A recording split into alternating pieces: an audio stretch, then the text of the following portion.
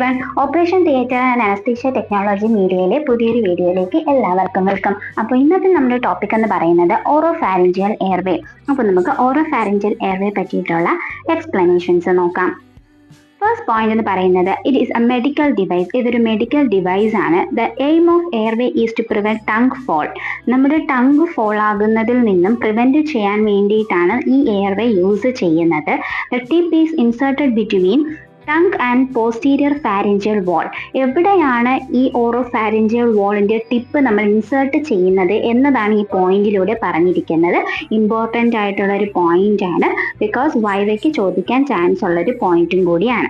Okay, നമ്മുടെ ഓറോഫാരിഞ്ചിയൽ എയർവേയുടെ tip insert ചെയ്തിരിക്കുന്നത് ടങ്ങിന്റെയും posterior pharyngeal വാളിന്റെയും ഇടയിലാണ്. Designed in a shape that fits well in the contour of mouth and pharynx. ഇതിന്റെ shape design ചെയ്തിരിക്കുന്നത് നമ്മുടെ കോണ്ടർ ഓഫ് മൗത്ത് ആൻഡ് ഫാരിൻസിന്റെ അവിടെ ഫിറ്റ് ആയിട്ട് ഇരിക്കുന്ന രീതിയിലുള്ള ഷേപ്പാണ് കൊടുത്തിരിക്കുന്നത്.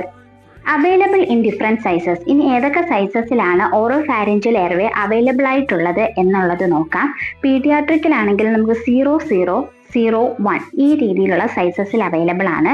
അഡൾട്ടിലാണെങ്കിൽ 2, 3, 4 എന്നീ സൈസസിലാണ് അവൈലബിൾ. ദെൻ ഇതിന്റെ കളർ കോഡിങ്സ് എന്ന് പറയുന്നത് 00 ബ്ലൂവും 0 black, 1 white, 2 green, 3 yellow, 4 red. ഇത് നമ്മൾ 3 സൈസിലുള്ള യെല്ലോ കളർ ഓറോഫാരിഞ്ചിയൽ എയർവേ ആണ് കൂടുതലും ഫീമെയിൽസിന് യൂസ് ചെയ്യുന്നത്.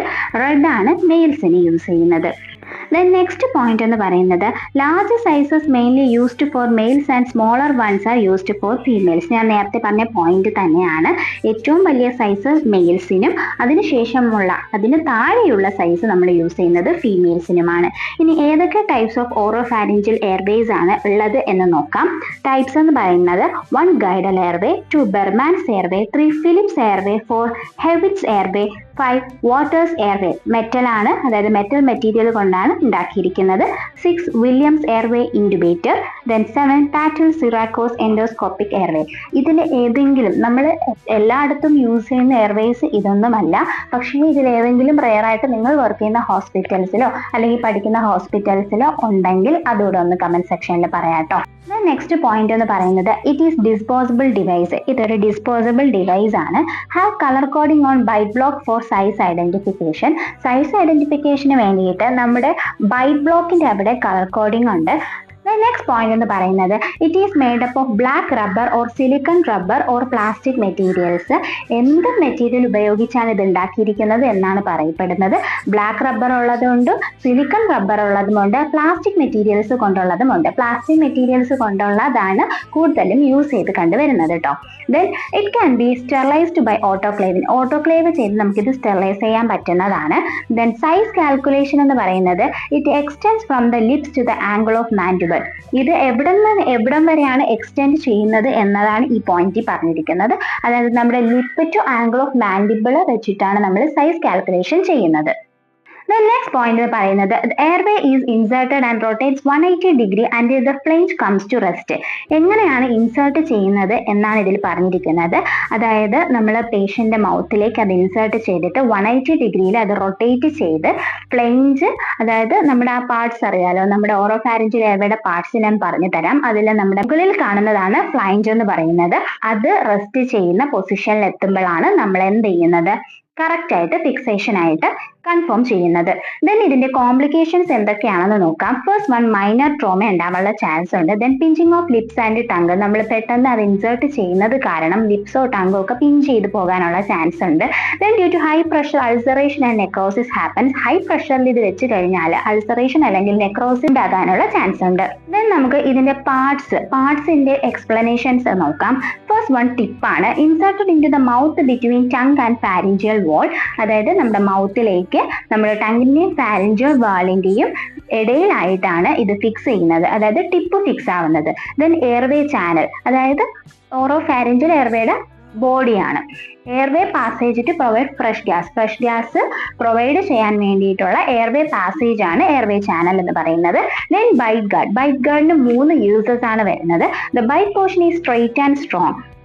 ബൈറ്റ് പോർഷൻ എന്ന് പറയുന്നത് സ്ട്രെയിറ്റ് ആണ്, അതോടൊപ്പം തന്നെ സ്ട്രോങ് ആണ്. Then fits between teeth or gums. നമ്മുടെ പല്ലിന്റെ ഇടയിലാണ് ഇത് ഫിറ്റ് ആയിരിക്കുന്നത്. ദെൻ പ്രിവെന്റ് ബൈറ്റിംഗ് പ്രിവെന്റ് ചെയ്യാൻ വേണ്ടിയിട്ടാണ് ബൈറ്റ് ഗാർഡ് യൂസ് ചെയ്യുന്നത്. നെക്സ്റ്റ് പോയിന്റ് എന്ന് പറയുന്നത് ഫ്ലേഞ്ച്. മുകളിലെ പോർഷൻ ആണ് ഫ്ലേഞ്ച് എന്ന് പറയുന്നത്.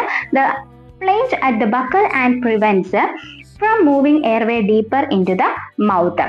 അതായത് ബക്കൽ എൻഡിലുള്ള ഫ്ലേഞ്ച് പേഷ്യനിലേക്ക് ഇൻസേർട്ട് ചെയ്യുന്ന ഓറോഫാരിഞ്ചൽ എയർവേ മൗത്തിലേക്ക് ഡീപ്പർ ആയിട്ട് പോകാതിരിക്കാൻ പ്രിവെന്റ് ചെയ്യാണ് ചെയ്യുന്നത്.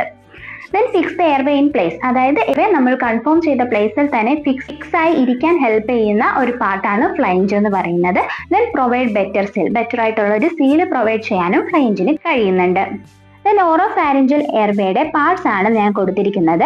യെല്ലോ കളർ, അതായത് നമ്മുടെ ബൈറ്റ് ഗാർഡിന്റെ അടുത്തിരിക്കുന്നതാണ് ഫ്ലൈഞ്ച്, ഓൾറെഡി അതിൽ അടയാളപ്പെടുത്തിയിട്ടുണ്ട്.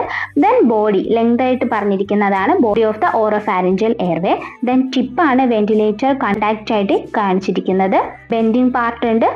ദെൻ ഡെന്റൽ പാഡ് പാർട്ട് എന്ന് കാണിച്ചിരിക്കുന്നതാണ് ബൈറ്റ് ഗാർഡ് കേട്ടോ.